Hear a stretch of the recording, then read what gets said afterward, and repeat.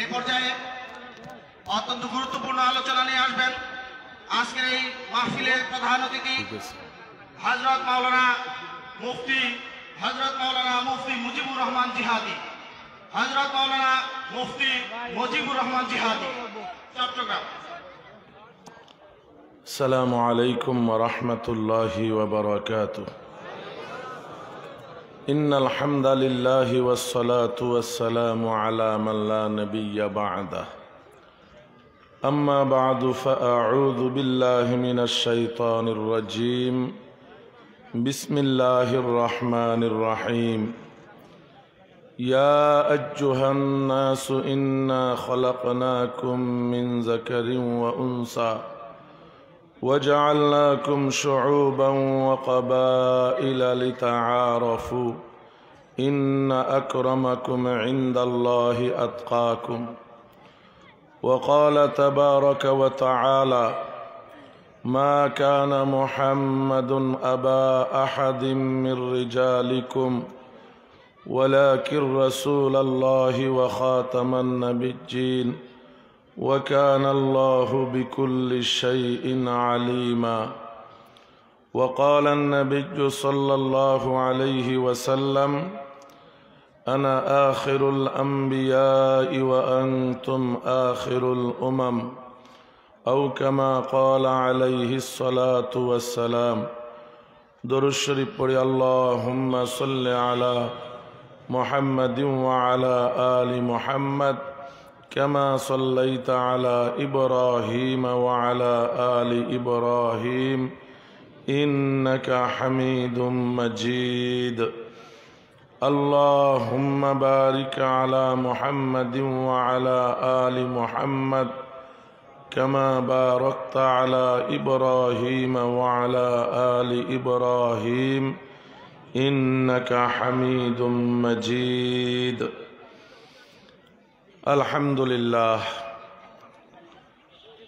মমিন শাহী সদর বেগুনবাড়ি ওলামা ঐক্য পরিষদের উদ্যোগে আয়োজিত সিরাতুন নবী সাল্লাল্লাহু আলাইহি ওয়াসাল্লাম মাহফিলের সম্মানিত সভাপতি, উপস্থিত হযরত উলামায়ে কিরাম, মুরব্বিয়ানে ইজাম, আমার প্রাণপ্রিয় ছাত্র ও যুবক ভাইয়েরা, পর্দার আড়ালের মা ও বোনেরা, মহান আল্লাহ পাক পরওয়ারদিগার আলমের সকল তারিফ এবং প্রশংসা, যিনি মেহেরবানি করে আজকের এই মাহফিলে আমাদেরকে আসার এবং ধৈর্য ধারণ করে বসার তৌফিক দান করেছেন।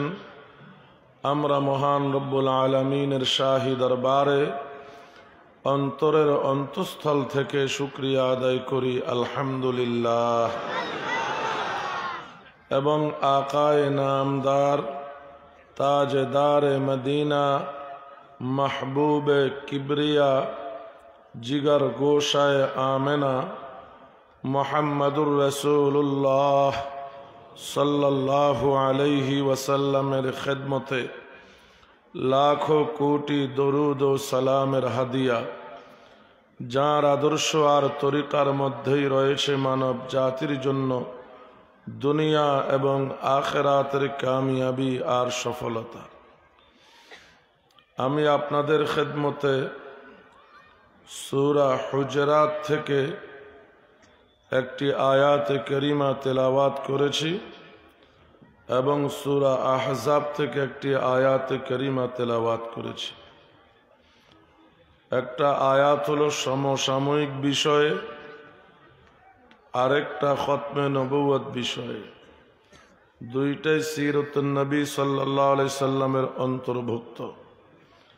আমার পূর্বে আল্লামা নূর হোসেন নুরানি সাহেব খতমে নবুয়ত আন্দোলনের এক হিরো, তিনি যেখানে কথা রেখেছেন আমি সেখান থেকে শুরু করতে চাই। এবং খতমে নবুয়ত সম্পর্কে আমি যে কথাগুলো বলে থাকি, গোলাম কাদিয়ানির পরিপূর্ণ পরিচয় আপনারা এখান থেকে পাবেন, বিষয়টাও পরিষ্কার হবে।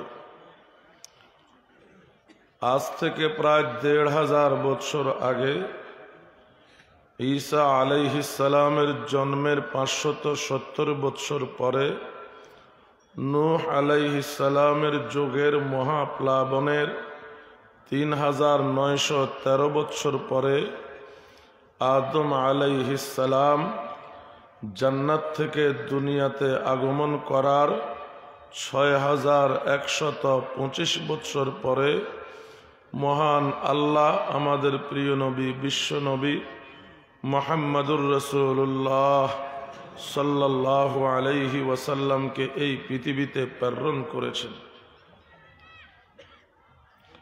আদম নবী থেকে আমাদের নবী পর্যন্ত পৃথিবীর সময়কাল ৬১২৫ বৎসর। এই সময়কালের মধ্যে আল্লাহ পাক বিশ্ব জুড়ে সর্বোচ্চ ২,২৪,০০০ নবী রাসূল প্রেরণ করেছেন। হিসাব করলে দেখা যায় গড়ে প্রতি বৎসর পৃথিবীতে ৩৬ জনেরও বেশি নবী রাসূলের আগমন হয়েছে। কতজন? অতি সংক্ষেপে জিজ্ঞাসা করি, আমাদের নবী বিদায় নিলেন ১৫০০ বৎসর হয়ে গেল, কতজন নতুন নবী এসেছেন? কিয়ামত পর্যন্ত কতজন আসবেন? স্বাভাবিকভাবেই প্রশ্ন জাগে, আমাদের নবীর আগে প্রতি বৎসর ৩৬ জন নবীর প্রয়োজন হতো, আমাদের নবীর পরে হাজার হাজার বছর ধরে কোনো নতুন নবী পৃথিবীতে আসবেন না, তাহলে এই উম্মত হেদায়েতের উপর থাকার ব্যবস্থা কি হবে? প্রশ্ন বোঝা গেছে? আল্লাহর রাসূল সাল্লাল্লাহু আলাইহি ওয়াসাল্লাম বলে গেছেন, আমি দুটি জিনিস রেখে যাচ্ছি, কিতাবুল্লাহ, সুন্নাতে রাসূল। কিতাবুল্লাহ আর সুন্নাতে রাসূল বুঝাইবার জন্য আল্লাহ রাসূল বলেছেন, আমার পরে নবী আসবে না, আমার পরে হবে খলিফা। আল্লাহ রাসূলের পরে হবে খলিফা। খলিফাদের পরে প্রত্যেক শতাব্দীতে আসবেন মুজাদ্দিদ। মুজাদ্দিদদের পরে আসবেন ইমাম মাহদী। ইমাম মাহদীর পরে আসবেন ঈসা আলাইহিস সালাম। ঈসা আলাইহিস সালামের পরে হবে কিয়ামত। এটা হলো আল্লাহ রাসূল সাল্লাল্লাহু আলাইহি ওয়াসাল্লামের কিয়ামত পর্যন্ত দেওয়া রূপরেখা। গোলাম কাদিয়ানি সর্বপ্রথম দাবি করেছে, নবী যে বলছে মুজাদ্দিদ আসবে, আমি একজন মুজাদ্দিদ। কথা বলেন, মুজাদ্দিদ হতে হলে বড় মাপের আলেম হওয়া লাগে। গোলাম কাদিয়ানি হলো ক্লাস 9-এ ফেল। 3 বার ক্লাস 9-এ পরীক্ষা দিয়েছে, 3 বারেই ফেল করেছে, তার মেট্রিক পাশ করা হয় নাই। বলেন তার মুজাদ্দিদ হওয়ার যোগ্যতা আছে না নাই? তার মুজাদ্দিদ দাবি সত্য না মিথ্যা?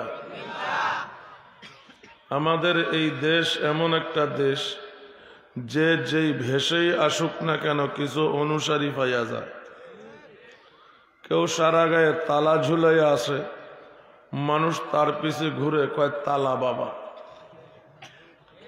আরেকজন সালা গায়ে দিয়া ঘুরে, মানুষ তার পিছেও ঘুরে কয় সালা বাবা। আরেকজন সব সাইরা ঘুরে, মানুষ তার পিছেও ঘুরে কয় ল্যাংটা বাবা। ভিতরে কিছু আছে। আমাদের বুজুর্গরা বলে, যা ছিল সব তো তোমারে দেখাইয়া দিছে, আর কিছু আছে। আর কি আছে? কয় না, ওই প্যাকেটের ভিতরে কিছু আছে। কথা কোন? মুজাদ্দিদ দাবি নিয়ে যখন গোলাম কাদিয়ানি হাজির হইল, কিছু অনুসারী পাইয়া গেছে। কিছুদিন পরে দাবি করল, নবী যে বলছে মাহদী, আমি সেই মাহদী। তার দ্বিতীয় দাবি, কথা বলে না, মাহদী। মাহদীর বাবার নাম হবে আব্দুল্লাহ, মায়ের নাম হবে আমেনা, নিজের নাম হবে মুহাম্মদ। বলেন, ইমাম মাহদীর বাবার নাম মায়ের নাম, নিজের নাম মুহাম্মদ। আবির্ভাব হবে কোথায়? মক্কা শরীফে। কোথায়? আল্লাহ রসুল ভবিষ্যৎবাণী করেছেন পৃথিবীতে এমন একটা যুগ আসবে বিশ্বজুড়ে মুসলমানেরা মার খাবে। মুসলমানদেরকে নেতৃত্ব দেওয়ার জন্য আন্তর্জাতিক কোনো নেতৃত্ব থাকবে না। কথা বলেন।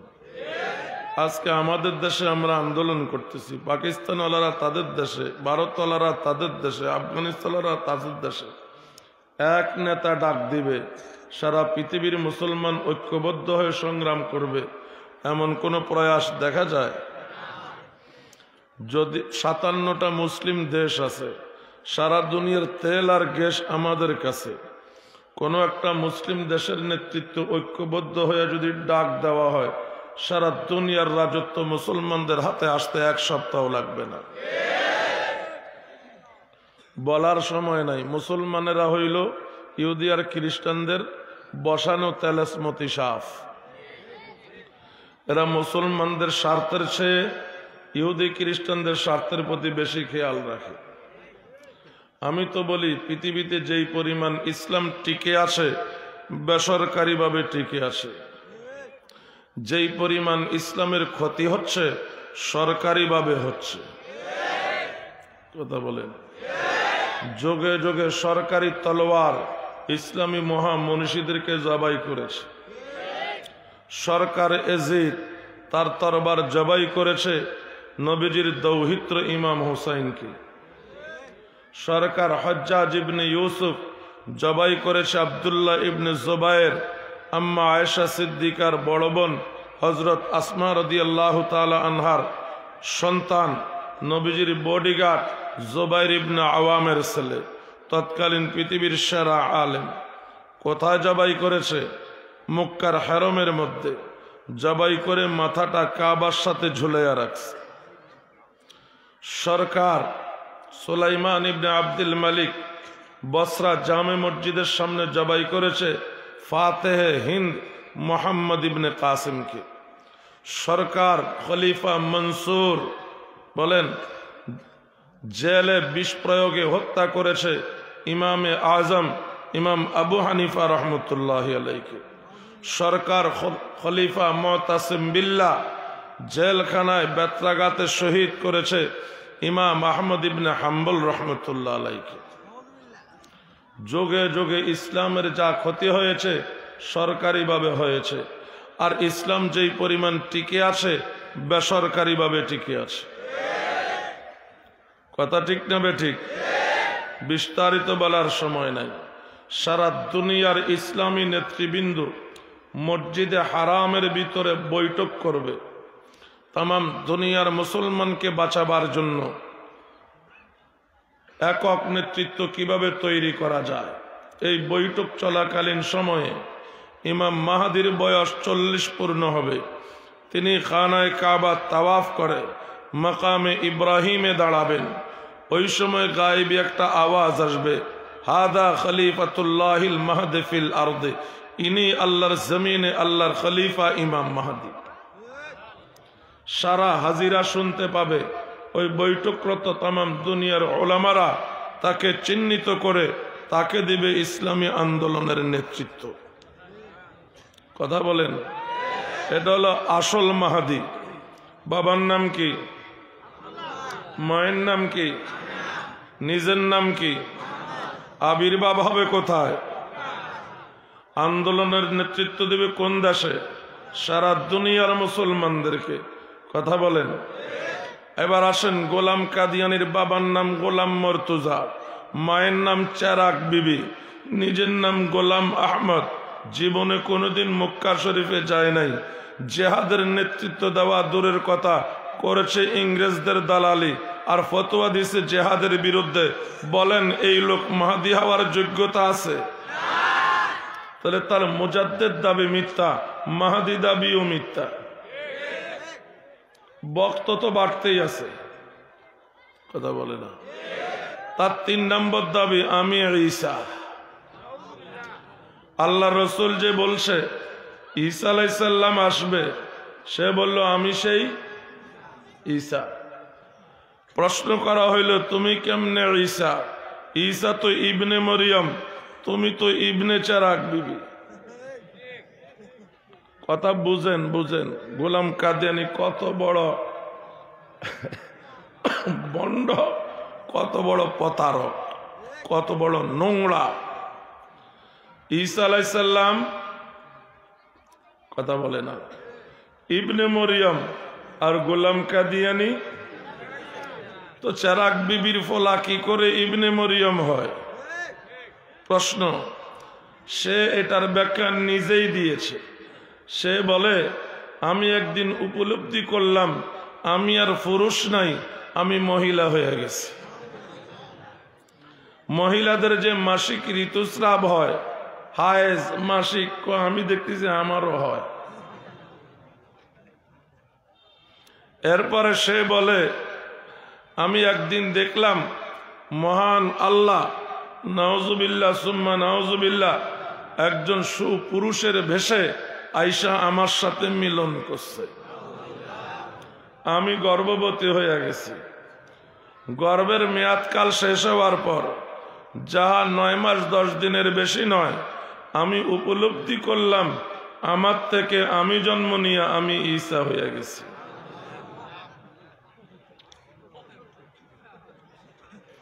এটা হলো তার ঈসা হওয়ার পদ্ধতি। কথা বলেন। এবার আসেন আসলে ঈসাকে।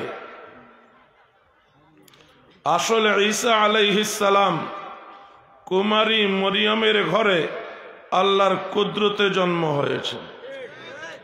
আল্লাহ তাকে চতুর্থ আসমানে তুলে নিয়েছেন। ইমাম মাহদির মুজাহিদ বাহিনী সিরিয়ার রাজধানী দামেস্কের শাহী জামে মসজিদে আসরের নামাজের অপেক্ষায় থাকবেন। এমন সময় 2 জন ফেরেশতার কাঁধে ভর করে ঈসা আলাইহিস সালাম ওই মসজিদের ছাদে নামবেন।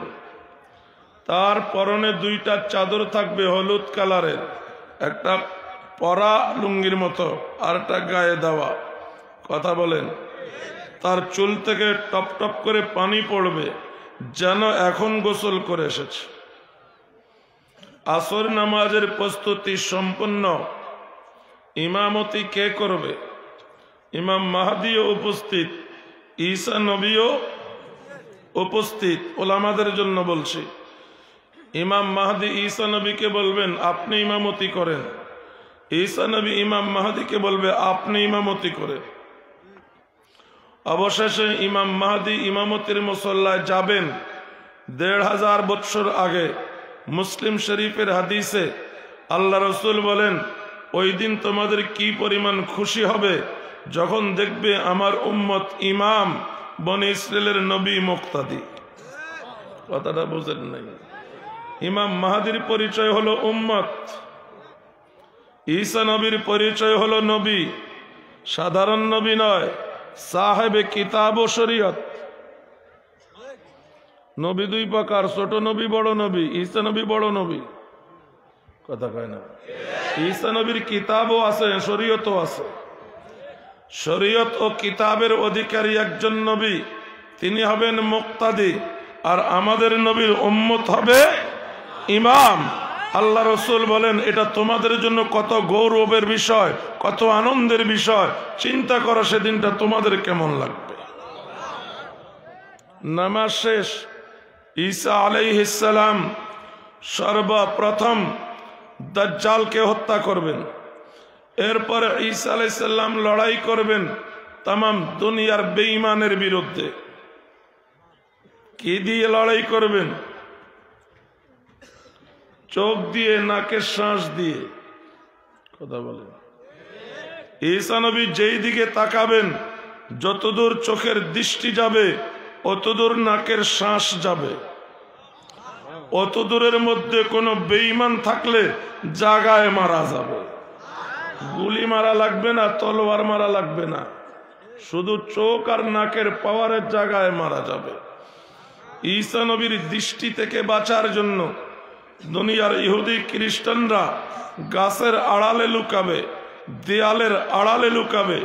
সেদিন গাছের জবান খুলে যাবে, দেয়ালের জবান খুলে যাবে, গাছ বলে দেবে, দেয়াল বলে দেবে, ও ঈসা ইবনে মারিয়াম মিন ওয়ারাই ইহুদ নাসারা ফাকতুলহু, হে ঈসা ইবনে মারিয়াম, আমার পিছনে ইহুদি খ্রিস্টান লুকিয়ে আছে, একটু এই পাশে এসে দৃষ্টি নিবন্ধন করুন আর তাদেরকে হত্যা করুন। পৃথিবীর পূর্ব থেকে পশ্চিম, উত্তর থেকে দক্ষিণ, সমগ্র পৃথিবীতে একজন বেঈমানও থাকবে না। 100% মুসলমানের উপর রাজত্ব কায়েম করবেন হযরত ঈসা আলাইহিস সালাম। ঈসা আলাইহিস সালাম এক পর্যায়ে মদিনাতে যাবেন, আল্লাহ রসুল সাল্লাল্লাহু আলাইহি সাল্লামের রওজায়ে আত্তারে সালাম দেবেন, এরপরে আবেদন পেশ করবেন, আমার জীবনের শেষ পর্যায়ে আমি কিয়ামত পর্যন্ত আপনার পাশে শুইতে চাই। কথা বলেন। আল্লাহ রসুল বলবেন, এই অনুমতি, এই আদেশ আমি আগেই দিয়ে এসেছি যে আমার কবরের পাশে ঈসা নবীর কবর হবে, নতুন অনুমতির প্রয়োজন নাই। নবীরা যেখানে মারা যায় সেখানে দাফন হয়, ঈসা নবী সেখানেই মারা যাবেন এবং ওই জায়গায় ঈসা নবীর কবর হবে। এটা হলো আসল ঈসা। কথা বলে না। এবার আসেন নকল ঈসা দাবিদার গোলাম কাদিয়ানি। ঈসা নবী কোন দেশে ইসলাম কায়েম করবে? গোলাম কাদিয়ানি কোন দেশে কায়েম করেছিল? কথা বলে না। ঈসা নবী দাজ্জালকে হত্যা করবে, গোলাম কাদিয়ানি কোন দাজ্জালকে হত্যা করেছিল? কথা বলে না। ঈসা নবীর কবর হবে যেখানে মারা যাবে সেখানে। ঈসা নবী মারা যাবে কোথায়? মদিনা শরীফে, নবীজির রওজার পাশে। গোলাম কাদিয়ানি মারা গেছে বাথরুমের ভিতরে। কবর হওয়ার কথা বাথরুমের ভিতরে। নবী যেখানে মারা যায় সেখানে কবর হয়। কথা কেনা? আমাদের নবী আম্মা আয়েশার ঘরে মারা গেছেন, আম্মা আয়েশার ঘরে কবর হয়েছে। কথা বলে না। গোলাম কাদিয়ানি কোথায় মারা গেছে? বুঝেন নাই কথা? বাথরুম না, লেফটিনও না, টাট্টি। বাথরুম, লেফটিন, টাট্টি পার্থক্য আছে। গভীর গর্ত খনন করা হয়, গর্তের উপর একটা বাঁশ বা গাছ দেওয়া হয় আগের যুগে, ওইটারে কয় টাট্টি। এখন যেটা বাইরে স্যানিটেশন, এটা হলো বাথরুম, লেট্রিন যেটাই বলেন। কথা বলেন। গোলাম কাদিয়ানি এশারে পরে গেছে টাট্টি। কথা বলেন। এখন পা পিছলেয়া পড়ে গেছে গর্তের ভিতরে। এখন হাবুডুবু খাচ্ছে পায়খানার মধ্যে, চিৎকার করতেছে, কেউ আমাকে বাঁচাও। কথা বলেন। কেউ বক্তরা কেউ খেয়াল করে নাই, কেউ শুনে নাই। শয়তান এসে এত চেঁচামেচি করো কেন? তোমার মেয়েরাজ হইতেছে।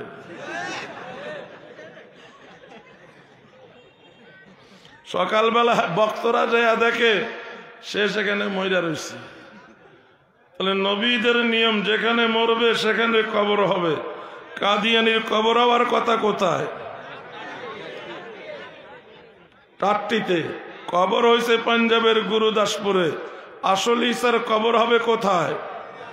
তাহলে বলেন, এই গোলাম কাদিয়ানির ঈসা দাবি সত্য না মিথ্যা? তার 4 নম্বর দাবি, আমি মুহাম্মদুর রাসূলুল্লাহ।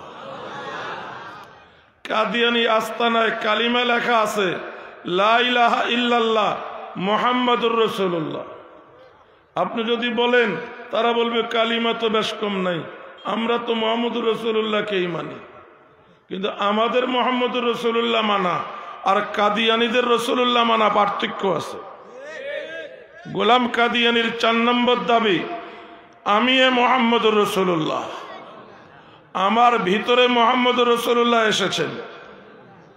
শুধু তাই নয়, তার 5 নম্বর দাবি আমি মুহাম্মদ রাসূলুল্লাহর চেয়েও শ্রেষ্ঠ। আগের বার যখন মুহাম্মদ রাসূলুল্লাহ পৃথিবীতে এসেছেন মুজিজা ছিল 3000, আমার মুজিজা হইল 10,000। আমি আগের মুহাম্মদের চেয়েও পাওয়ারফুল মুহাম্মদ। তারা কালিমা পড়ে মুহাম্মদ রাসূলুল্লাহ, নিয়ত করে গোলাম কাদিয়ানি মুহাম্মদ রাসূলুল্লাহ। তাহলে আমাদের মুহাম্মদ রাসূলুল্লাহ কাদিয়ানীদের মুহাম্মদ রাসূলুল্লাহ এক না ভিন্ন? বলেন এমন ভণ্ডকে নবী মানতে রাজি আছেন? সারা দুনিয়ার বিভিন্ন মুসলিম দেশে এই কাদিয়ানীদেরকে অমুসলিম ঘোষণা করা হয়েছে।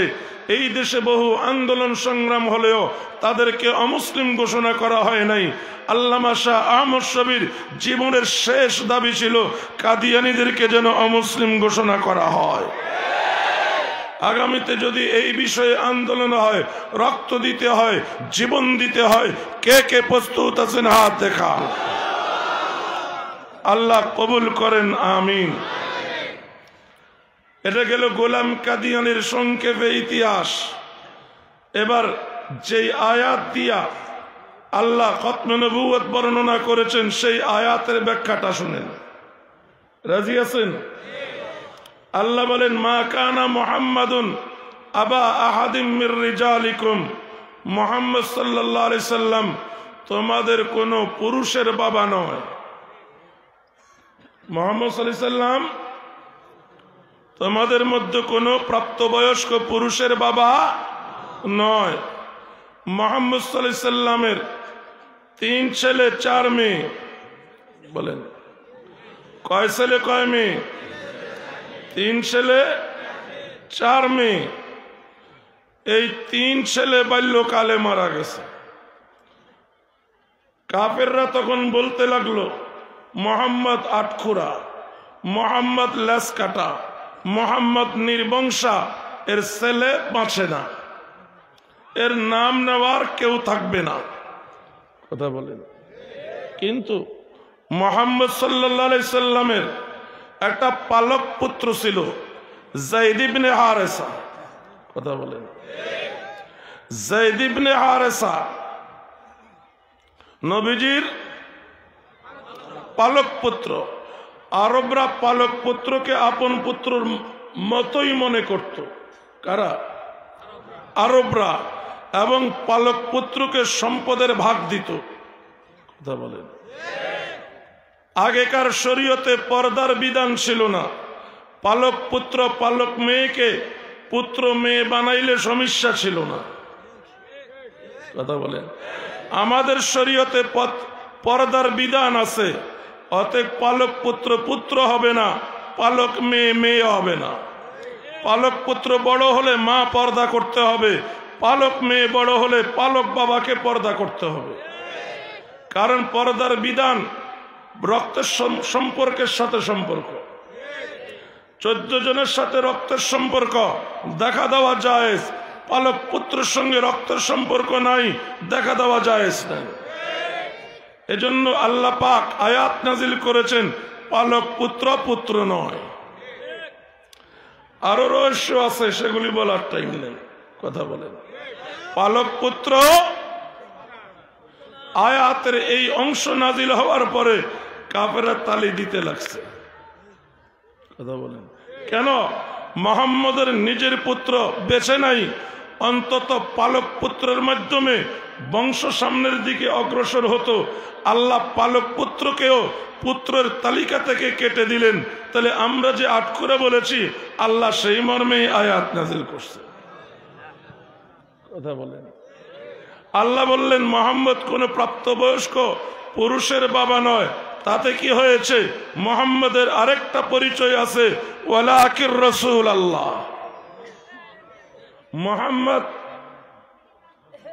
আল্লাহর রসুল।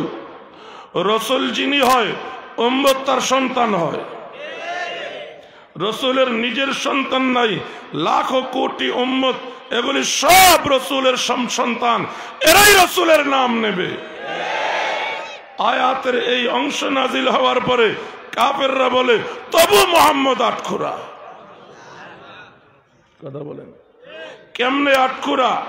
কাফেররা বলে অতীতের নিয়ম, নবীর পরে নবী আসে, নবীর পরে নবী আসে, উম্মত বদলে যায়। যখন মূসা নবী পৃথিবীতে ছিলেন, বনি ইসরাইল মূসা নবীর উম্মত ছিল। মূসা নবী চলে গেছেন, ঈসা নবী এসেছেন, বনি ইসরাইল ঈসা নবীর উম্মত হয়েছে। নবীর পরে নবী আসে, কথা বলেন, উম্মত বদলে যায়। মুহাম্মদের পরে আবার নবী আসবে, উম্মত সেই নবীর হয়ে যাবে। মুহাম্মদ যে আটখুরা সেই আটখুরা। আল্লাহ আয়াতের শেষাংশ নাজিল করে বললেন, তোমাদের এই আশা পূরণ হবে না। মুহাম্মদের আরেকটা পরিচয়, ওয়া খাতামান নাবিয়্যিন, মুহাম্মদ শেষ নবী। কিয়ামত পর্যন্ত আর নবী আসবে না। কিয়ামত পর্যন্ত যত মুসলমান পৃথিবীতে আসবে সব মুহাম্মদ সাল্লাল্লাহু আলাইহি সাল্লামের উম্মত এবং মুহাম্মদ সাল্লাল্লাহু আলাইহি সাল্লামের সন্তান। বুঝে আসছে এই আয়াত দিয়ে খতমে নবুয়ত? কথা বলে না। আয়াত অনেকে তেলাওয়াত করে, এই আয়াত দিয়ে খতমে নবুয়ত কেমনে এটা ভাঙ্গি কেউ বলে না। বুঝে আসছে আপনাদের? ওলামাদের অবশ্যই বুঝে আসছে। আল্লাহ রসুলের নেতৃত্বে 23 বছর নবুয়তের জীবনীতে ইসলাম প্রতিষ্ঠার জন্য শহীদ হয়েছে 459 জন সাহাবায়ে কেরাম। 23 বছরে ইসলাম প্রতিষ্ঠার জন্য কতজন শহীদ হয়েছে? 459 জন।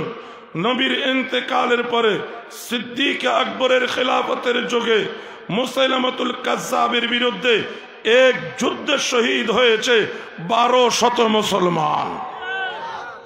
আল্লাহ বিশ্ববাসীকে বুঝাইলেন ইসলাম প্রতিষ্ঠার গুরুত্ব যতদূর, আমার নবীর খতমে নবুয়ত রক্ষার গুরুত্ব তার চেয়ে অনেক বেশি। এজন্য ইসলাম প্রতিষ্ঠার জন্য 459 জন জান পেশ করতে হয়েছে, আর নবীর খতমে নবুয়ত রক্ষার জন্য 1200 মুসলমানকে জীবন কোরবান করতে হয়েছে। আমার আপনার নবীর খতমে নবুয়ত রক্ষার জন্য যদি আমাদের জান কোরবান করতে হয়, রক্ত দিতে হয়, জীবন দিতে হয়, সন্তানকে এতিম করতে হয়, বিবিকে বিধবা করতে হয়, কে কে রাজি আছেন হাত দেখান। আল্লাহ কবুল করেন, আমিন। আমি অতি সংক্ষেপে এই পয়েন্টটা শেষ করলাম। কথা বলে মোটামুটি খতমে নবুয়ত আর গোলাম কাদিয়ানির পরিচয় বুঝে আসছে কি আসেনি? এবার আসেন, বিজয়ের মাসের আজকে 30 তারিখ, আর একদিন বাকি আছে। সূরা হুজরাতের যে আয়াত তেলাওয়াত করেছি এটা মক্কা বিজয়ের দিন নাজিল হয়েছে। কোন দিন? নবীজি 8ম হিজরি সনে 10,000 সাহাবায়ে কেরাম নিয়ে মক্কা বিজয় করলেন।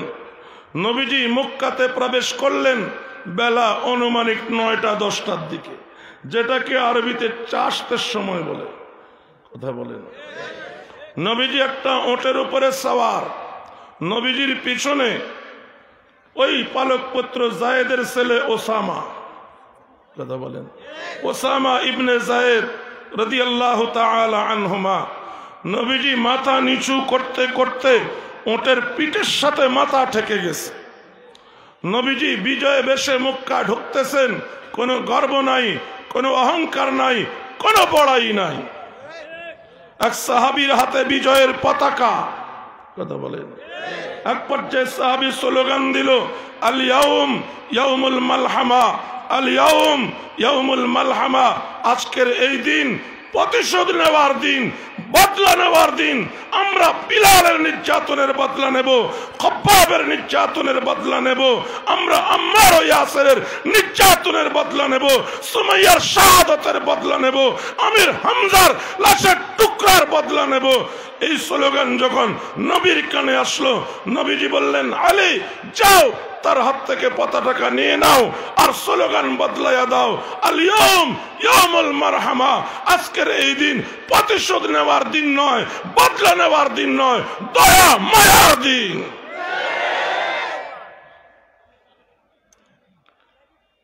এরপরে নবীজি কাবার ভিতরে ঢুকলেন। কাবার ভিতরে বাহিরে 360টা মূর্তি। কথা বলেন। কয়টা মূর্তি? কয়টা?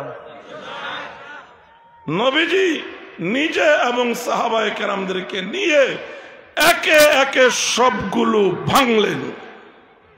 কথা বলে না? প্রথম কোন মূর্তিটা ভাঙছে? কাবাতে 360টা মূর্তির মধ্যে হযরত ইব্রাহিম খলিলুল্লাহরও একটা মূর্তি ছিল। নবীজি প্রথম যেটা ভেঙেছেন সেটা ছিল ইব্রাহিম খলিলুল্লাহর মূর্তি। আমি আপনাদের কাছে জানতে চাই, ইব্রাহিম খলিলুল্লাহ কে? আমি সেই প্রশ্ন করি নাই। ইব্রাহিম খলিলুল্লাহ সে নমরুদের আইনে যার স্বাধীনভাবে জন্ম নেওয়ার অধিকার ছিল না, মা অতি গোপনে পাহাড়ের গুহায় প্রসব করে এসেছে। জীবনের 7 বছর পাহাড়ের গুহায় লালিত পালিত হয়েছে। মায়ের দেখা পেয়েছে রাতে দিনে 2 বার, সন্ধ্যার পরে একবার, ফজরের পূর্বে একবার। বাকি 7 বছরে সারা দিন সারা রাত খলিলুল্লাহ একা। 7 বছর পরে মা বাড়িতে নিয়ে আসলেন। ঘরে প্রবেশ করেই দেখে বাবা মূর্তি বানায়া মূর্তি পূজা করে। খলিলুল্লাহর বয়স কত? খলিলুল্লাহ শুরু করে দিলেন বিতর্ক মূর্তি নিয়ে বাবার সাথে। কি করে তর্ক করলেন? খলিলুল্লাহকে মূর্তির বিরুদ্ধে কেউ গুহায় তালিম দিছিল? কোন নবী? কোন নবীর প্রতিনিধির সাথে দেখা হয়েছিল? খলিলুল্লাহর কাছে আল্লাহ ওহী নাযিল করেছিল। 7 বছরের বালক খলিল আপন বিবেক দিয়ে বাবার সঙ্গে বিতর্ক করছে মূর্তি বিষয়ে। কেউ তালিম দিছে? নবী? নবীর প্রতিনিধি? আল্লাহ ওহী পাঠাইছে। কি দিয়া বিতর্ক? আল্লাহর দেওয়া বিবেক দিয়ে আল্লাহর খলিল বাবার সাথে বিতর্ক করতেছে। বাবাকে প্রশ্ন করেছে, বাবা তোমার বানানো মূর্তি চোখে দেখেনি, উত্তর কি? আরে নাটা বলেন না।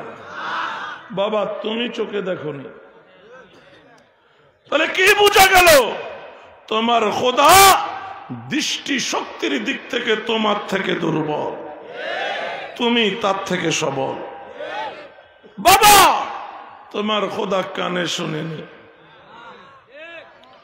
শ্রবণ শক্তির দিক থেকে তোমার খোদা দুর্বল, তুমি সবল। তোমার খোদা কথা বলতে পারেনি, কথা বলেন না, তুমি কথা বলতে পারোনি। হ্যাঁ, তাহলে বাক শক্তির দিক থেকে তোমার খোদা দুর্বল, তুমি সবল। যুক্তি বলে দুর্বল সবলের পূজা করবে, তুমি সবল হয়ে দুর্বলের পূজা কেন করো? খলিল বলে, বাবা আরেকটা প্রশ্ন, মূর্তি তোমাকে বানিয়েছে না তুমি মূর্তি বানাও? খলিলের বাবা বলে, বেটা দেখোস না আমি বানাচ্ছি। খলিল বলে, তাহলে তোমার পরিচয় স্রষ্টা, মূর্তির পরিচয় সৃষ্টি। যুক্তি বলে সৃষ্টি স্রষ্টার পূজা করবে, তুমি স্রষ্টা হয়ে সৃষ্টির পূজা কেন করো? খলিলের বাবা কয়, খলিল তোর এই সমস্ত যুক্তিপূর্ণ দলিল আদিল্লার কোনো উত্তর আমার কাছে নাই, আমি এইসব প্যাঁচ কাটাইতে পারবো না। আমার বাবা পূজা করছে, দাদা পূজা করছে, তাদের বাবা পূজা করছে, বংশানুক্রমে আমিও করতেছি, আমি একটা কাজ পারবো। এইভাবে যুক্তি দিয়ে যদি আরেকবার আমার খোদাকে দুর্বল প্রমাণের চেষ্টা করো, আমি তোরে পাথর নিক্ষেপ করে হত্যা করব। লারজুমান্নাকা ওয়াহজুরনি মালিজ্জা, আমাকে আমার কাজে ছেড়ে দে, তুই তোর কাজ কর। যদি আরেকবার মূর্তি নিয়ে বাড়াবাড়ি করো, পাথর নিক্ষেপ করে হত্যা করব। খলিলুল্লাহর বাপের যে কথা এখন মূর্তিবাদীদের একই কথা, বুঝেন না? কোরআন বলে হারাম, হাদিস বলে হারাম, নবী বলে হারাম। কথা বলে এই হারামটা উলামায়ে কেরাম কেন বললো? কেউ কেউ গাঁড় মোটকাইয়া দিব, ওই খলিলুল্লাহর বাপের বাসা। কথা বলে না। কেউ কয় বুড়ি গঙ্গাতে ডুবাইয়া মারব, কেউ কয় হাত পা ভাঙ্গা জেলে বইরা থইব। আমার বাপের জানাজা আমি পড়াইছি, মোল্লা লাগতো না। আমি কে তোরে জানাজা শিখাইছে কি? পড়ছো তোমার বাপের জানাজা, ভালো, ধন্যবাদ। জানাজা পড়াইতে জানো, জানাজা তোরে শিখাইছে কি? প্রাইমারি স্কুলে, হাই স্কুলে, কলেজে? তুই যে পুলিশে চাকরি করো সেখানে ট্রেনিং এর মধ্যে জানাজা শিখানি আছে? কথা কয় না। কে শিখেছি? কোন না কোন মৌলবী শিখেছি। তো মৌলবী ছাড়া তুই জানাজাও তো শিখতে পারস নাই। নারাজ হইতেছেন আপনারা? হায় হায়। ও যুবক, আমাকে স্টেজে মেরে ফেললে আমার কোনো আপত্তি নেই, কারণ আমার বিশ্বাস ঈমান ইসলামের জন্য যদি জীবন দিতে হয়, জীবন চাইতে দেরি হবে, জান্নাতে পৌঁছতে দেরি হবে না। কিন্তু তোমার ঈমানের দাম কত তুমি জানো? একটা লোকের ঈমান ঠিক আছে,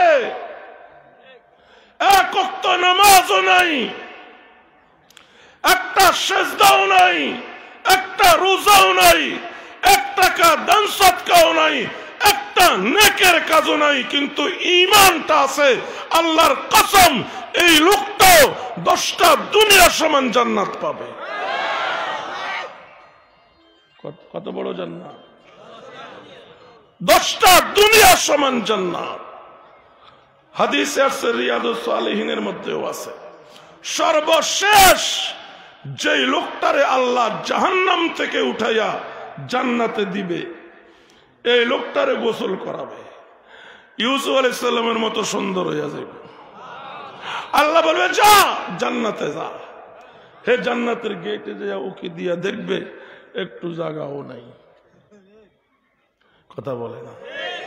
কেউ যদি এই প্যান্ডেলে আসে, বাইরের থেকে মনে হবে প্যান্ডেল ভর্তি লোক দাঁড়াইয়া রয়েছে, ভিতরে তো জায়গা নাই, অথচ বহুত জায়গা। এই লোকটা জান্নাতের বাইরের থেকে তাকাইয়া দেখবে বহু লোক, হাজার হাজার লক্ষ লক্ষ কোটি কোটি লোক, যে বলবে আল্লাহ জান্নাতে একটা সিটও নাই। আল্লাহ বলবে তুই কি ভিতরে ঢুকেছিলি? না। তো কেমনে বুঝুস জায়গা নাই? আবার যা, জায়গা আছে।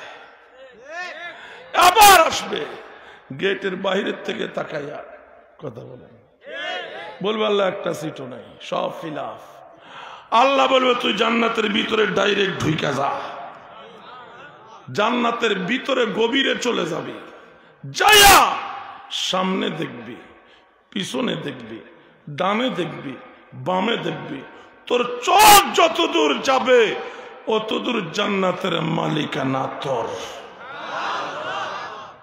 এক একজন জান্নাতের দৃষ্টি হবে পৃথিবীর এই সীমা থেকে ওই সীমা পর্যন্ত।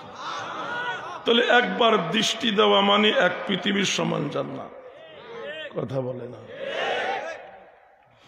আল্লাহ বলবে ডবল তোর, 3 ডবল তোর, আরে 10 ডবল জান্নাত তোর, মানে 10টা দুনিয়া সমান। এই লোকটা বলবে আল্লাহ এতদিন আমার দুজকে জ্বালাইয়া পোড়াইয়া এখন জান্নাত দেওয়ার নামে আমার সাথে বুঝি মস্কারি করতেছেন। এতটুকু বলার পরে নবীজির সাহাবীরা হাসি দিছে। সাহাবীদের হাসি দেখে নবীজিও হাসা দিছেন। কথা বলেন। নবীজি হাসলে সাধারণত দাঁত দেখা যাইত না, বেশিরভাগ তাবাসসুম করতেন। আজকে নবী এমন হাসা হাসলেন দাঁত দেখা গেছে। আল্লাহ বলবেন না, তোর সাথে আমি মস্কারি করতেছি না, আমি যা বলছি সেটাই বাস্তব। 10টা দুনিয়ার সমান তোর জান্নাত।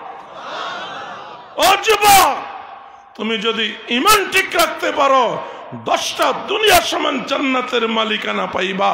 অতএব তোমার দায়িত্ব হলো যে কোনো মূল্যে ঈমান ঠিক রাখা। বলেন, ঈমান বড় না দেশ বড়? ঈমান বড় না দল বড়? ঈমান বড় না পদ বড়? ঈমান বড় না মা বাবা বড়? এজন্য প্রতিজ্ঞা করতে হবে, আমার জীবন যাক, কেটে ফেলুক, জ্বালিয়ে ফেলুক, আমার ঈমান বাঁচাইতে হবে। আমার ঈমানের বিকল্প নাই। বাদশার বাস পাখি রাজ দরবারে মাছ গোস্ত খায়, পোলাও কোরমা খায়, শাহী খাবার খায়। বাস পাখি একদিন উঠতে উঠতে গেছে এক বস্তিতে, যা দেখে সেখানে কাঁটা হাড্ডি পড়ে আছে, এগুলি খাইতে নিচে নামছে। ওই ঝুপড়িতে বসবাস করত এক বুড়ি। বুড়ি দেখে, হায় আল্লাহ, নখ একটা কত লম্বা লম্বা, ঠোঁট এরকম বাঁকা চোখা। বুড়ি হায় আল্লাহ, এই পাখিটার মা বাবা কেমন, জন্মের পরে হয় মনে হয় কোনোদিন নখ কাটে নাই।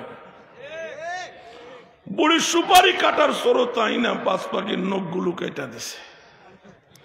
বাঁকা ঠোঁট, বলে এটা খায় কেমনি, ঠোঁটটা কাইটা সোজা করে দিছে। এখন নখে দিয়া রক্ত পড়ে, ঠোঁট দিয়া রক্ত পড়ে। রক্ত ঝরতে ঝরতে বাস পাখি দুর্বল হয়ে গেছে, মরমর অবস্থা। ওদিকে বাদশা পাগল হয়ে গেছে, আমার শাহী বাস পাখি গেল কোথায়? খুঁজতে খুঁজতে পাইল বুড়ির ঝুপড়িতে। তখন বাদশা লক্ষ্য করে বলছে, খেয়াল করেন তো, বাজে পাদশাহী ইস্তেখামনগর, তো বাজে পাদশাহী ইস্তেখামনগর, হুমায়ে হিম্মত খুদরা বুলন্দ পরওয়াজ, হুমায়ে হিম্মত খুদরা বুলন্দ পরওয়াজ। ও বাস পাখি, তুই বাদশার বাস পাখি, রাজদরবারে তোর জন্য রাজকীয় খাবার, তুই কেন হাড্ডি আর কাটা খাইতে এখানে আসবি? তুই জানাস তুই কত দামি? তুই যত উঁচুতায় উঠতে পারো, আল্লাহর সৃষ্টির অন্য কোন পাখি এত উপরে উঠতে পারে না। তোর মর্যাদা এখানেই শেষ নয়। তুই যখন আকাশের চূড়ায় উঠতে থাকো, ওই সময় তোর ছায়া যার মাথায় পড়ে, সে পৃথিবীর কোন না কোন দেশের বাদশা হয়। এত দাম তোর, অথচ তুই হাড্ডি খাইতে আসা নখ হারাইলি, ঠোঁট হারাইলি, এবং এখন জীবন হারাইবার অবস্থা। ও মুসলমান, তোমার ঈমানটা ঠিক থাকবে, 10টা দুনিয়া সমান জান্নাতের মালিকানা আল্লাহ তোমাকে দিবে। আর তুমি দলের প্রেমে পড়ে, পার্টির প্রেমে পড়ে, বাসকার্যের প্রেমে পড়ে, উলামায়ে কেরামকে গালি দিয়ে সেই ঈমানটাই হারাচ্ছ। একটু নিজের বিবেককে জিজ্ঞাসা করো, জিততেছ না ঠকতেছ? আল্লাহ বুঝার তৌফিক দান করুন। ইব্রাহিম খলিলুল্লাহ, আল্লাহ বলেন, ইব্রাহিম বাড়িতে থাকলে বাবার মূর্তি পূজা দেখে সইতে পারবে না, প্রতিবাদ করলে বাবা সইতে পারবে না, ঝগড়া হবে বাপ বেটা। কথা বলেন, আমি চাই না বাপ বেটায় ঝগড়া হোক। ছেড়ে দাও বাড়িঘর, ছেড়ে দাও মা বাবা। আল্লাহর খলিল 7 বছর বয়সে যখন মা বাবা প্রিয় হয়, বাড়িঘর প্রিয় হয়, ছেড়ে দিয়েছেন তাওহীদ রক্ষার জন্য। কথা বলেন, পাড়ার সবাই, দেশের সবাই গেছে মেলায়, খলিলুল্লাহ গেছে মন্দিরে। একটা একটা করে সব মূর্তি ভেঙ্গে, বড় মূর্তির নাক কান ভেঙ্গা গলায় হাতুড়ি ঝুলাইয়া দিছে। কথা বলে না। মেলার থেকে এসে দেখলো খোদার গোষ্ঠী শেষ। নমরুদের প্রশ্ন, মান ফাআলা বিআলিহাতিনা হাযা, আমাদের খোদার সর্বনাশ কে করলো? একজন দাঁড়ায় বলছে, সামি'না ফাতান ইয়াযকুরুহু, এক যুবককে মূর্তির সমালোচনা করতে শুনেছি, বাংলা সেই ভাঙতে পারে। কি বুঝলেন? এক যুবক বিশ্বের সম্রাটের মোকাবেলায় দাঁড়িয়ে মূর্তি ভাঙ্গার মতো দুঃসাহসিক এই কাজ বুড়ার পক্ষে সম্ভব নয়, শিশুর পক্ষে সম্ভব নয়। এটা করলে কোন যুবকে করছে। আল্লাহ বুঝাইতে চাইছেন, ও যুব সমাজ, যৌবন কালে তোমাদেরকে আমি এমন একটা স্পিড দিয়ে থাকি, চাইলে বিশ্ব সম্রাটের মোকাবেলায় দাঁড়ানো যায়। আমি যুবকদেরকে জিজ্ঞাসা করতে চাই, তোমার এই যৌবনের শক্তি কোথায় ব্যয় করতেছ? দলের পিছে না নবীর পিছে না আল্লাহর পিছে? নমরুদ বলে, নাম বলো। লোকটা বলে, ইউকালু লাহু ইব্রাহিম। ওই যুবকের নাম ইব্রাহিম। হাজির করো। ইব্রাহিম হাজির। ইব্রাহিম মূর্তি কে ভাঙছে?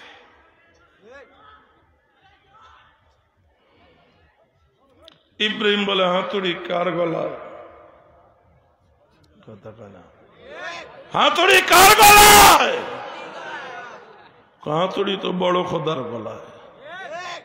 ফাসআলুহুম ইন কানু ইয়ানতিকুন। তো বড়টারে জিজ্ঞাসা করো, তার চোখের সামনে মূর্তি কে ভাঙছে? নিজে ভাঙছে না কেউ ভাঙ্গা গলায় হাতুড়ি ঝুলে আছে? এক বাক্যে সবার মুখ থেকে বের হয়ে গেছে, আমাদের খোদাই কি কথা কয়? আল্লাহর খলিল এটাই চাইছিল, তোমাদের খোদাই যদি কথা কইতে না পারে এতদিন কেমনে কইছে? নমরুদ কোন দেশের রাজা? কথা কয় না।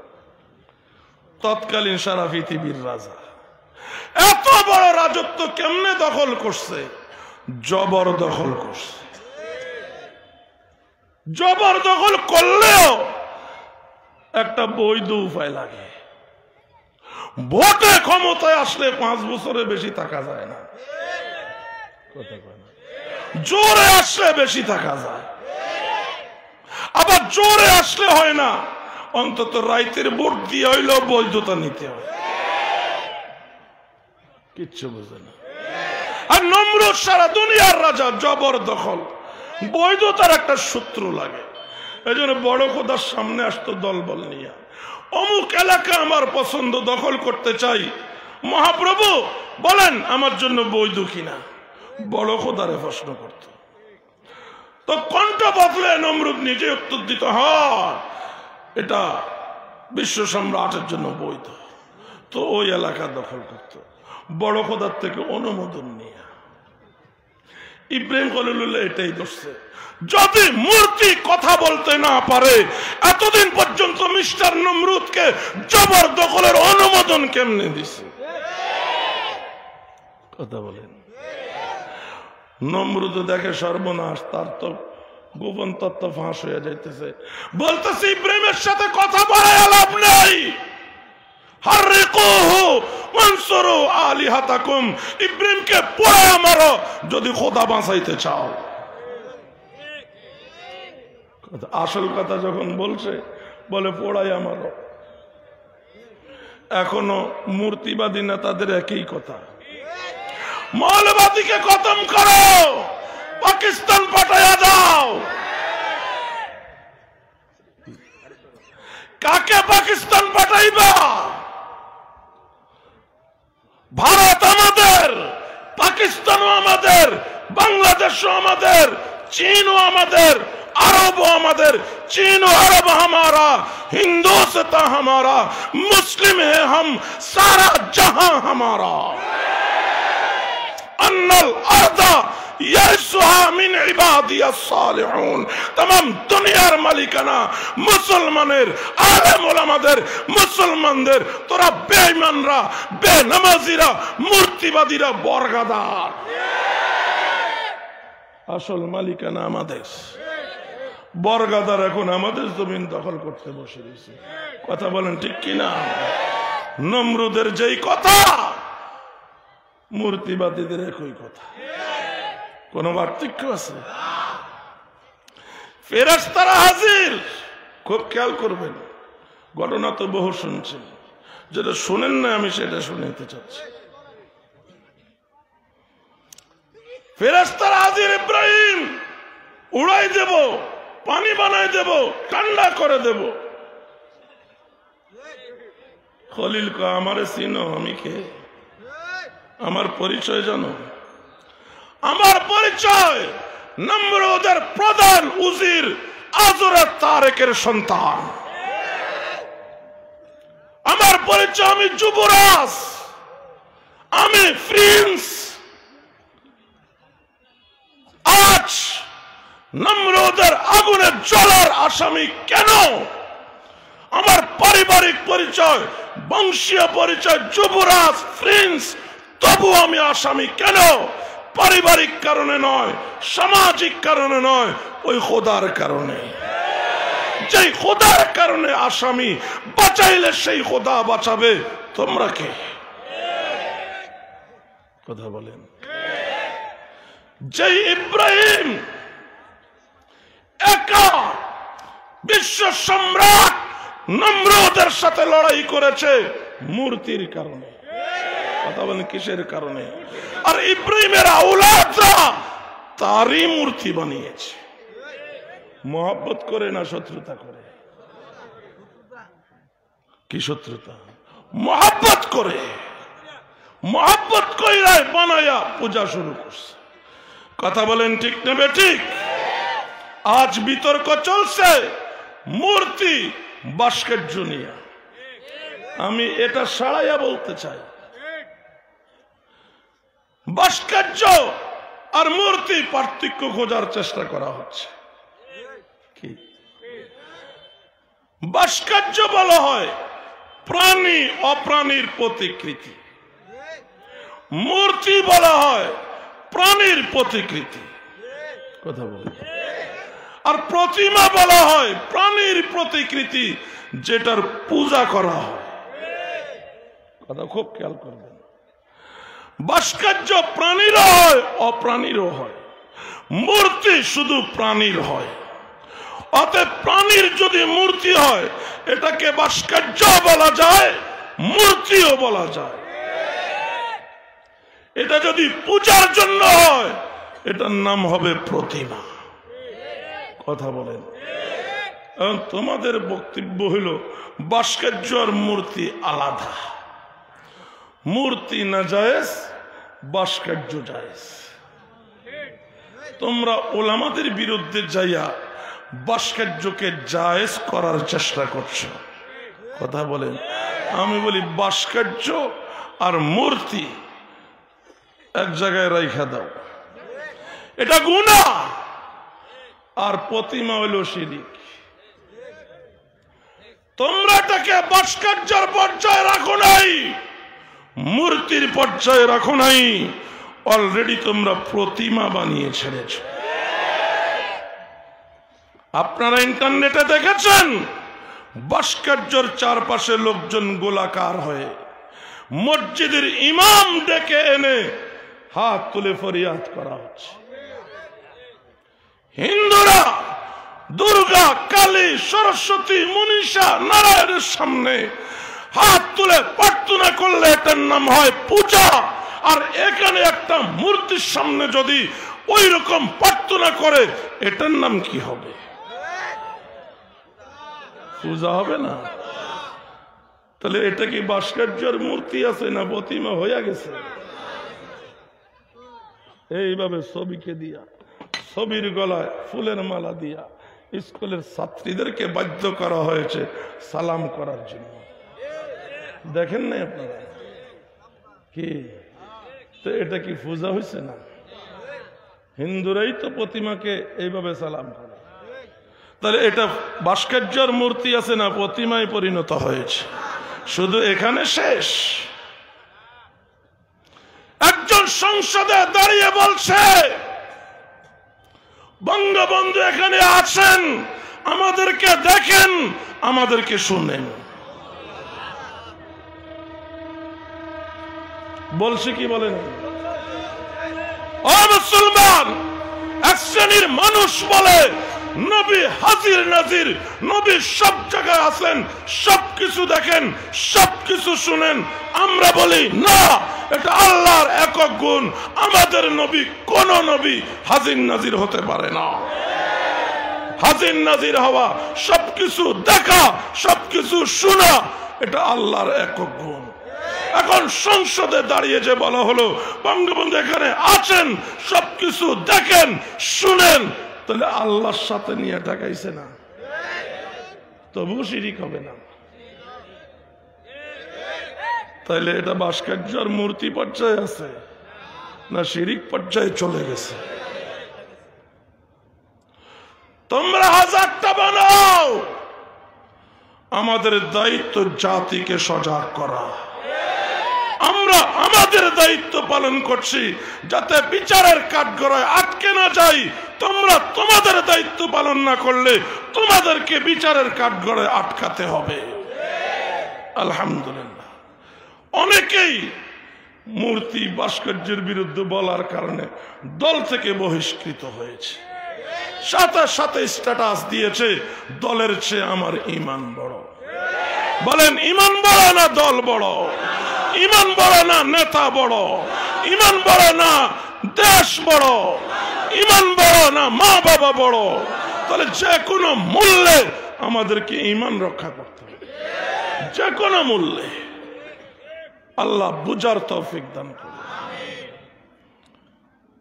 মূর্তি ভাঙ্গা শেষ, কাবার ভিতরে নবীজি 8 রাকাত নামাজ পড়লেন। এই 8 রাকাত নামাজ বিজয়ের নামাজ। কোন দেশ বিজয় করলে 8 রাকাত নামাজ পড়া নবীজির সুন্নাত, সালাতুল ফাতহ। নামাজ শেষ, নবীজি বের হয়ে বক্তব্য দিলেন। বক্তব্য শেষ, জোহরের সময় শুরু। হযরত বিলালকে বললেন, বিলাল কাবার ছাদে উঠো, আজান দাও। বিলাল শুরু করেছে আজান। মক্কার সব কাফের নেতারা আশ্রয় নিয়েছে আবু সুফিয়ানের বাড়িতে। নবীজি বলেছিলেন, আবু সুফিয়ানের বাড়িতে যারা প্রবেশ করবে ওরা নিরাপদ।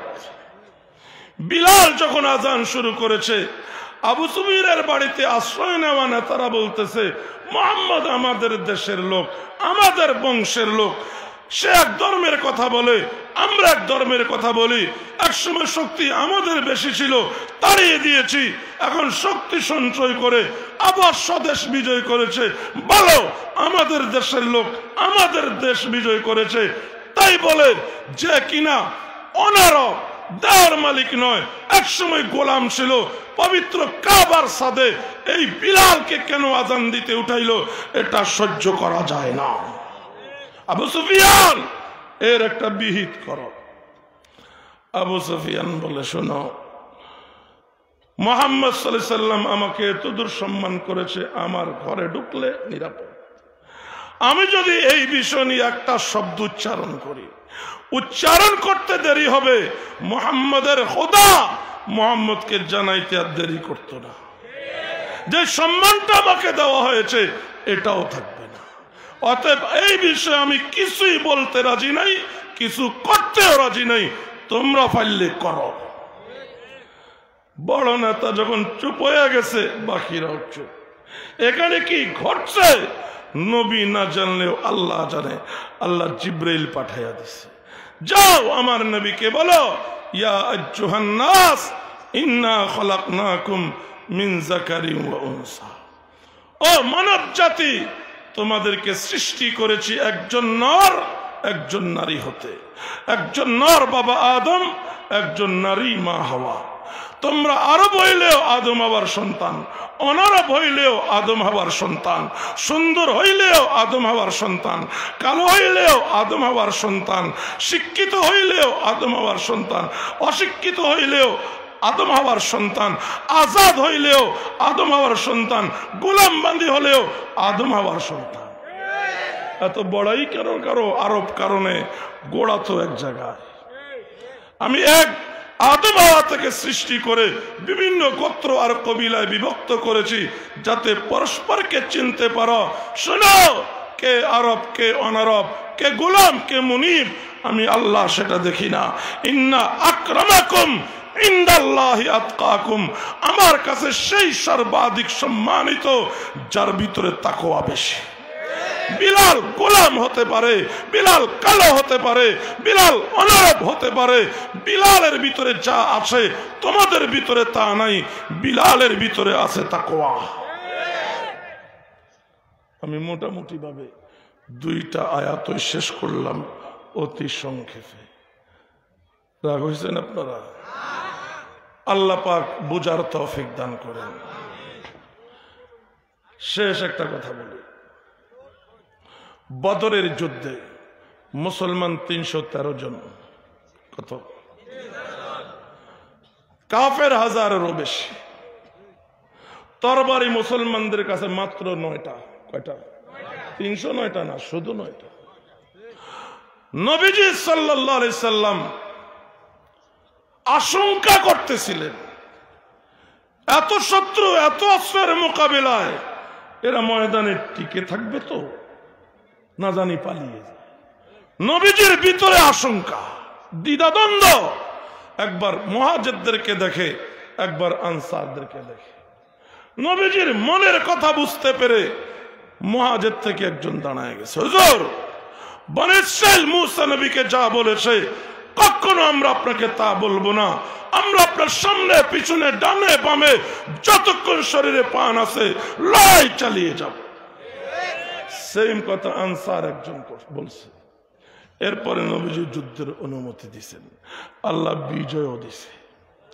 আর হুদায়বিয়ার প্রান্তরে মুসলমান 1500, প্রত্যেকের হাতে তরবারি।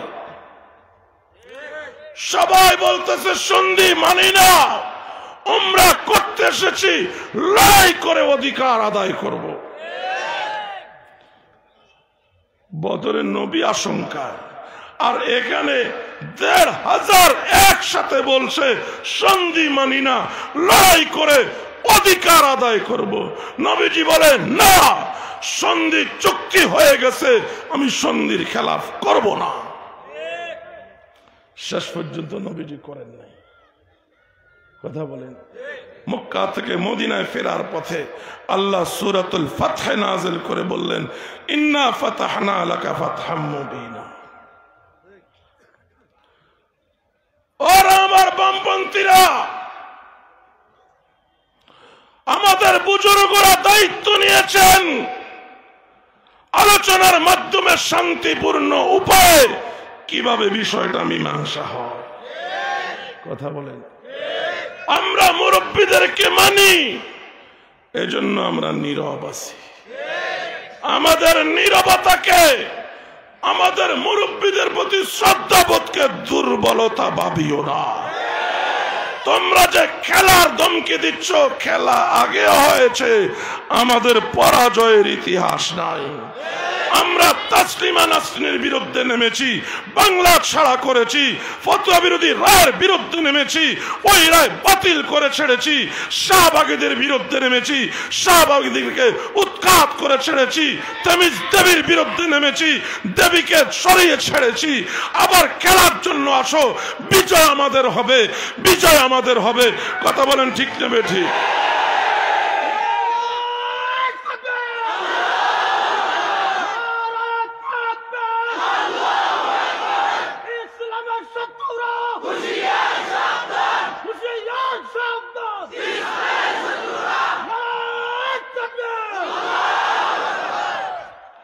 আর একটা কথা বলতে, ভারত বাংলাদেশকে নিয়ে একটা সিনেমা বানিয়েছে, কমান্ডো। পুরা দেশ সন্ত্রাসে ভরে গেছে। যারা এই দেশে সন্ত্রাস, তাদের লম্বা দাড়ি, মাথায় টুপি, পাগড়ি, মুখে স্লোগান নারায়ে তাকবীর, তাদের পতাকা কালিমাওয়ালা। দেব অভিনীত সিনেমা, তার ভূমিকা বাইর হয়েছে। দেব আইসা একাই সব সন্ত্রাসীকে খতম করে দেশে শান্তি প্রতিষ্ঠা করছে। অর্থাৎ সব মুসলমান খতম করে, কালিমার পতাকা খতম করে শান্তি প্রতিষ্ঠা করছে। এই সিনেমায় মুসলমানকে অবমাননা করা হয়েছে, নবীর সুন্নতি পোশাককে অবমাননা করা হয়েছে, কালিমাকে অবমাননা করা হয়েছে। কথা বলেন ঠিক না বেঠিক? এই সিনেমা যদি এই দেশে মুক্তি পায়, আল্লাহর কসম বাংলার 56,000 বর্গ মাইল জুড়ে আগুন জ্বলবে, আগুন জ্বলবে, আগুন জ্বলবে। মুসলমান, নবীর সুন্নত দাঁড়ি বাঁচাবার জন্য, পাগড়ি বাঁচাবার জন্য, নারা তাকবীর স্লোগান বাঁচাবার জন্য, কালিমা ওয়ালা পতাকা বাঁচাবার জন্য সামনে যদি লড়াই আসে, রক্ত দিতে হয়, জীবন দিতে হয়, সকল তাগুতের মোকাবেলায় ময়দানে নামতে কে কে রাজি আছো? হাত দেখাও।